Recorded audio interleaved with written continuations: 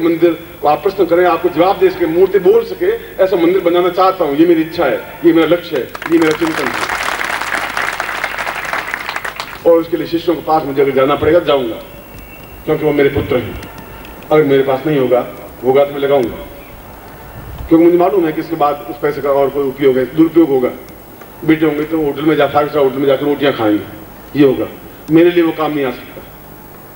मैं ऐसा धृतराष्ट्र बनना भी नहीं चाहता, दुर्योधन पैदा करके मर जाऊंगा, ऐसा नहीं चाहता हूं मैं चाहता हूं कुछ ऐसा हो, विज्ञान को जवाब दे सकूं। ये लक्ष्य है, चिंतन ये है, इच्छा ये है, आकार ये है। ये प्रवीण जोशी को भी ये कहा कि कुछ मुझे ऐसा करना है जो मैं काम कर सकूं। अगर भगवान की प्रेरणा होगी तो हो जाएगा, मैं करके दिखा दूंगा कि वहां जाते ही समाधि लग सकती है, मेंटल पीस मिल सकता है। ऐसा क्रिया, ऐसा कार्य प्रारंभ किया है और ट्रस्ट बनाया है। उसमें बेटों का नाम नहीं लिखा है मैंने, एक भी बेटा उसमें नहीं है, बाहर के लोग हैं। जिसे कल बेटे उसके ऊपर हावी नहीं हो सके कि नहीं हमारे पिताजी ने बनाई, हमारी चीज है, हमारी कोई चीज है ही नहीं। उद्देश्य, लक्ष्य, चिंतन ये है। उसने तो बताया कि साधना करें, और जैसा मैं अष्टलक्ष्मी साधना आपको करवाऊंगा, या शाम को दूसरी साधना करवाऊंगा, कल तीसरी साधना करूंगा, कल शाम को वापस चला जाऊंगा। तो 2 दिन का शिविर है, 2 दिन का प्रयोग है, 2 दिन के लिए आपने बुलाया है, और उसके बाद फिर दूसरी जगह प्रयोग है, वहां जाऊंगा।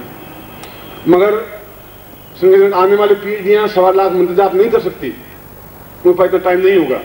वो नौकरी करेंगे, थके हुए आएंगे, तो फिर आप माला लेके बैठेंगे तो पत्नी चला गया, आलू लाया कि नहीं लाया, सब्जी बनानी है, तुम साला माला लेके कहा के बैठ गए हो। ये कौन गुरु आ गया तुम्हारे बड़ौदा में, ये क्या चक्कर चला रखा तुम्हारा, लेके नहीं आ सकते थे क्या? क्या करें, मंदिर जाप करें, गुरु जी की बात माने, इस कर्कसा की रान की बात माने, करें क्या क्या नहीं करें, क्या तुम बहुत दुखी हो जाओगे। शंकराचार्य समझ जाता आने वाली पीढ़ियां कैसे होगी, और समस्या सुलझानी। क्योंकि समस्या हमारे सामने एक नहीं है, हजारों है, रोज नई समस्याएं पैदा होती हैं।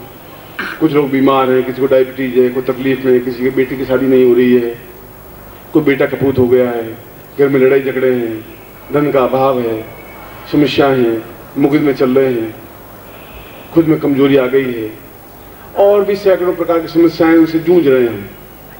और जूझने में मैं आपको साधना सिखाऊंगा तो आप जूझते हुए साधना नहीं कर पाएंगे। तब हम दूसरा शब्द बनाया दीक्षा।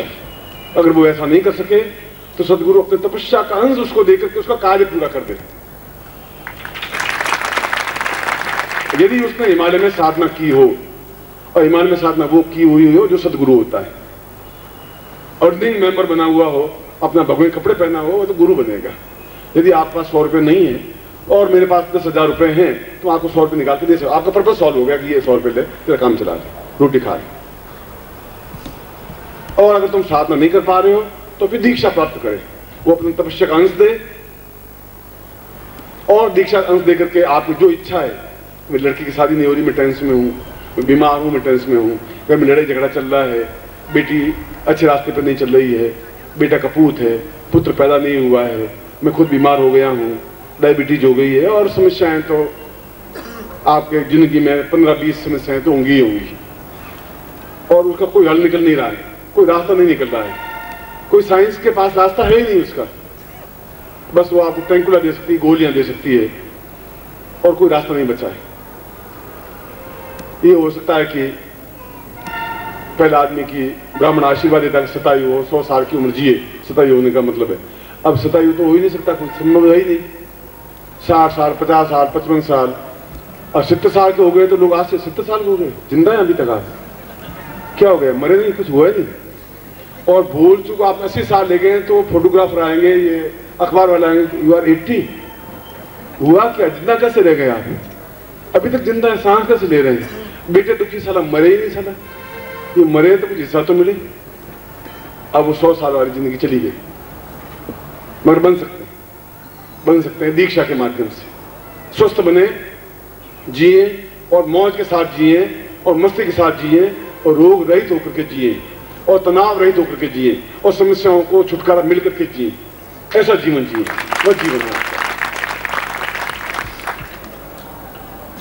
इस प्रकार की समस्याओं को दूर करने की क्रिया, जो भी आपकी समस्या है, मेरी समस्या और है, आपकी समस्या और है, आपकी समस्या और है, समस्या तो होगी। अब मैं कहूंगा तो ये मंदिर जाप कर, बेटी की शादी होनी है, 1.25 लाख मंदिर जाप कर, अब 6 महीने उसमें गए, अब वो गए तो फिर समस्या, बीमारी आ गई, डायबिटीज हुई। अब डायबिटीज के लिए फिर मैं आपको दूसरी विद्या बताऊं, पेशाब और उसमें लगे तो आप खत्म हो जाएंगे, न मैं मिलूंगा ना आप मिलेंगे। इस सीधा शॉर्टकट रास्ता, होटल में गए, खाना खाया, अपना पेट भरा, आ गए, ऑल राइट। जमाना फास्ट फूड का हो गया है। तो शंकराचार्य समझ रहे थे कि सीधा कोई ऐसा गुरु मिल जाए, वो बता रहा है तुम्हारी जिंदगी के रास्ते में एक बार गुरु जरूर मिलेगा तुम्हें, अगर तुम्हें अक्ल है तो उसमें उसका पांव पकड़ लीजिए, मत छोड़िए, फिर नहीं तो वो अपने रास्ते पे चला जाएगा, तुम शमशान की ओर चले जाओगे। दोनों रास्ते अलग अलग होंगे। बुद्धि है, चिंतन है, विचार है, ज्ञान है, पूर्वजों का पुण्य है, तो गुरु का रास्ता पकड़ लोगे, हाथ पकड़ लोगे, अपना हाथ उसके हाथ में सौंप दोगे कि आप डुबो दीजिए या बचा लीजिए, जो भी आपकी इच्छा है। एक बार रिस्क लेके देख लेते हैं। रिस्क तो जिंदगी ली है, या तो गुरु ये डुबो देगा, मार देगा, खत्म कर देगा, लूट लेगा, या हम बच जाएंगे, तो इनमें से एक ही तो रास्ता होगा।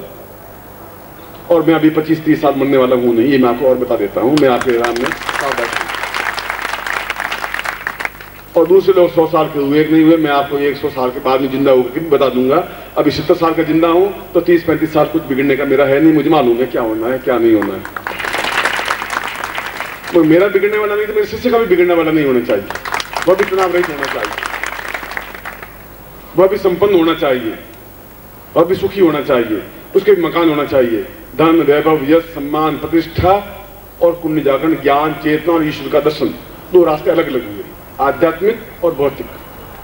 भौतिक रास्ता भी आपका पूर्ण होना चाहिए, आध्यात्मिक रास्ता भी पूर्ण होना चाहिए। और हमारे पास समय कम है, उसमें से आधा दिन बीत चुका है, आज आधा दिन और रहा है, और आधे दिन में हमें बहुत तेजी के साथ चलना पड़ेगा। मैंने कहा 8 साल बाद आया हूँ, आगे आपका प्यार खींचेगा, हो सकता है 6 महीने बाद आऊँ, हो सकता है 8 साल बाद आऊँ, हो सकता है 20 साल बाद आऊँ, हो सकता है आना हो नहीं हो, मैं कुछ नहीं कर सकता। बहुत आपका और मेरा प्राणों का संबंध है, शरीर का कोई संबंध है नहीं। शरीर तो भस्मीभूत देहस्य पुनरागमनम कुतः, शरीर है, आज है, कल चला जाए, कुछ पता नहीं चलता।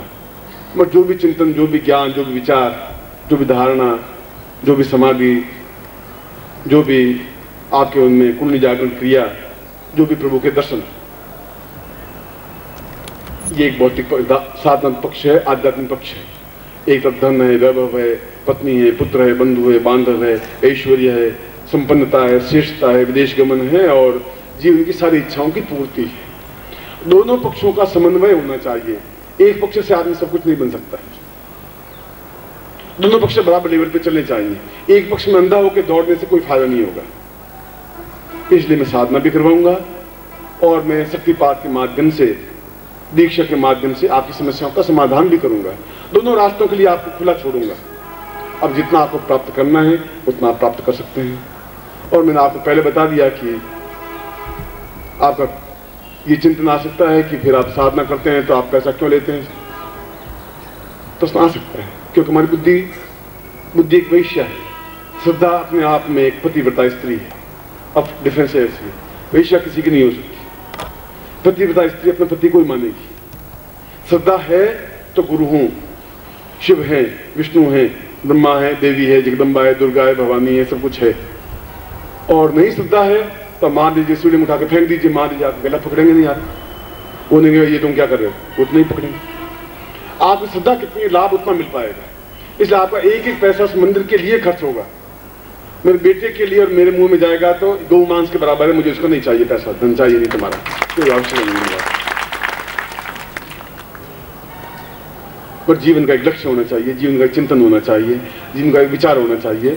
प्रवीण जोशी ने कहा गुरुदेव बड़ौदा आइए, एक बार आप प्रवचन करिए। और मैं बात में नहीं जा पा रहा हूँ, नहीं जाता हूँ, केवल उद्देश्य इतना ही है कि ग्रंथ लेखन करूँ। जो ज्ञान है, जो चेतना हिमालय से प्राप्त की है, उच्च कोटि के योगियों से प्राप्त की है, मैं पुस्तकों में उतारूँ और जब तक भगवान ने सांस दिए लूँ। और जो कुछ ज्ञान है वह कैसेट के माध्यम से, पुस्तकों के माध्यम से देकर के भगवान के चरणों में लीन हो जाऊं, ये जीवन का उद्देश्य है। और अंतिम क्षण तक अपने शिष्यों का उपयोग कर सकूं, उपकार कर सकूं, सहयोग दे सकूं, उनको पूर्णता दे सकूं, साधना दे सकूं, शक्तिपात दे सकूं, दीक्षा दे सकूं और उनकी इच्छाओं की पूर्ति कर सकूं, भौतिक और आध्यात्मिक दोनों पक्षों में। इसलिए मैं ठीक 4 बजे फिर आपके पास आऊंगा। अभी तो एक समारंभ शुभारंभ हुआ है, उसमें अष्टलक्ष्मी प्रयोग संपन्न करवाऊंगा। और जो दीक्षा लेने वाले हैं, दीक्षा लेने का मैंने आपको अर्थ समझाया। दीक्षा लेने का मतलब है कि हमारी इच्छा की तुरंत पूर्ति, आप भी जिंदा हैं, मैं भी जिंदा हूँ। और जो मैं रहता हूँ, दिल्ली में रहता हूँ, नज़दीक इंडिया में रहता हूँ। यहाँ मैं पूरा संसार घूम चुका हूँ, भारतवर्ष में पाकिस्तान जा चुका हूँ, चीन भी जा चुका हूँ, कोई देश अफ्रीका का कोई देश बचा नहीं है। नेहरू में भी जा चुका हूँ तुम्हारे, क्यों आधे से ज़्यादा हिंदुस्तान तो इंग्लैंड में बसा हुआ है, और वहाँ पर भी 1.5-2 लाख शिष्य होंगे, तो यही शिष्य नहीं है, मगर वो भी उतना याद करते हैं। और मैं बता रहा हूँ कि मैं आपको दीक्षा दे रहा हूँ, 2 महीने बाद आप रिजल्ट देखिए।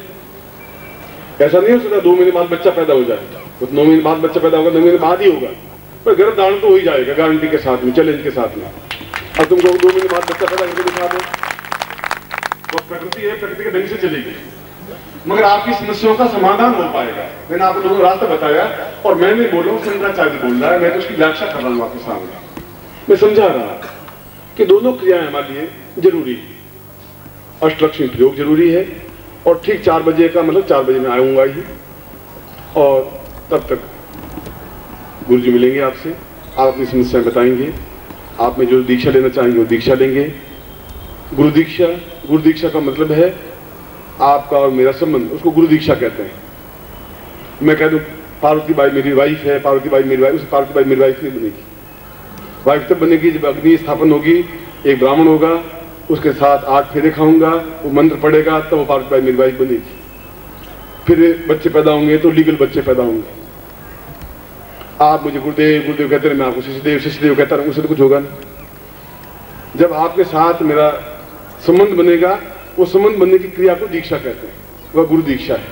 और समझा रहा हूँ गुरु दीक्षा किसे कहते हैं, विशेष दीक्षा किसे कहते हैं, समझा रहा हूँ आपको। आप चिल्लाते रहे गुरुदेव की जय हो, मैं भी चिल्ला रहा हूँ शिष्यदेव की जय हो। अब उसे पार्वती बाई की जय हो, पार्वती बाई की जय हो, उस पार्वती मेरी वाइफ बन नहीं सकती। वह एक संबंध है। उसके बाद आपका हाथ मेरे हाथ में, फिर आपकी जिंदगी मेरे हाथ में, फिर मेरी ड्यूटी है कि मैं आपको उस पार लगाऊं, भौतिक और आध्यात्मिक दोनों दृष्टियों से। वह गुरु दीक्षा हुई, वह विशेष दीक्षा हुई जहां अपनी समस्याओं का समाधान करते हैं। यह साधना हुई जो जीवन में आवश्यक है, जिसके माध्यम से हम प्रभु के इष्ट के साक्षात दर्शन कर सकें। और शंकराचार्य अंत में कहते हैं कि इतना होने के बाद ही आदमी के पुण्य, इस जीवन के और पिछले जीवन के पाप और पुण्य आड़े आते हैं। पिछले जीवन पाप हैं तो मेरे जाने बाद सोचेंगे कि फायदा क्या होगा।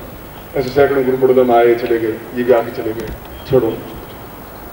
तो समझना चाहिए कि मेरे इस जीवन के पिछले जीवन पाप आड़े आके मुझे बुद्धि दे रहे हैं। पुण्य आड़े आएंगे, छोड़ दीजिए, देख लेते, एक्सपेरिमेंट करके देख लीजिए, कर लेते हैं, इस समस्या का समाधान कर लेते हैं। चौथी पंक्ति में शंकराचार्य कह रहे हैं कि इसी से मालूम पड़ जाता है कि आदमी पशु तुल्य है या मानव तुल्य है। पशु और मनुष्य में डिफरेंस इतना ही है।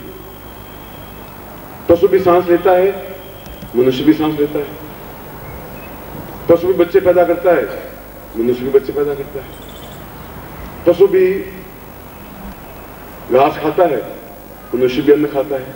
पशु भी मर जाता है, मनुष्य भी मर जाता है। डिफरेंस क्या हुआ है? दोनों एक जैसी क्रिया करें। पशु सोच नहीं सकता, विवेक नहीं कर सकता, मनुष्य विवेक कर सकता है, ये उचित है या अनुचित है। पशु तो खूंटे से बांध दिया।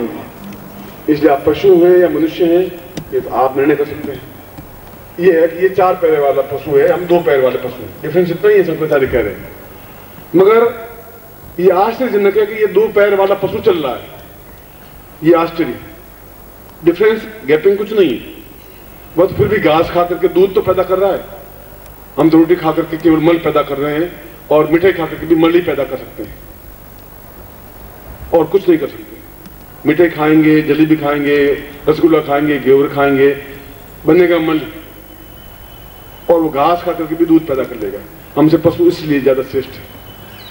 मगर विवेक हम में ज्यादा है। विवेक तब पैदा होगा जब आपके सामने सदगुरु पैदा होगा, सदगुरु मिलेगा। आज का दिन था, रास्ते पर आप चल रहे थे, मैं इस रास्ते पर चल रहा था, बीच में आप मिल गए, एक क्षण के लिए मिले, एक दिन के लिए मिले। आप हाथ पकड़ा देंगे, पकड़ लूंगा, आप छुड़ा के चल देंगे, तो आप अपने रास्ते पे चलेंगे। ये रास्ता सीधा शमशान की ओर जा रहा है, जहां आप जा रहे हैं।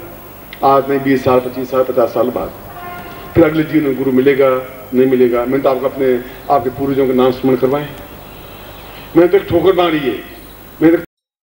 ओम परम तत्वाय नारायणाय गुरुभ्यो नमः। ओम ह्रीं मम प्राण देह रोम प्रतिरोम चैतन्य जाग्रय ह्रीं ओम नमः। ओम भूर्भुवः स्वः तत्सवितुर्वरेण्यं भर्गो देवस्य धीमहि धियो यो नः प्रचोदयात्।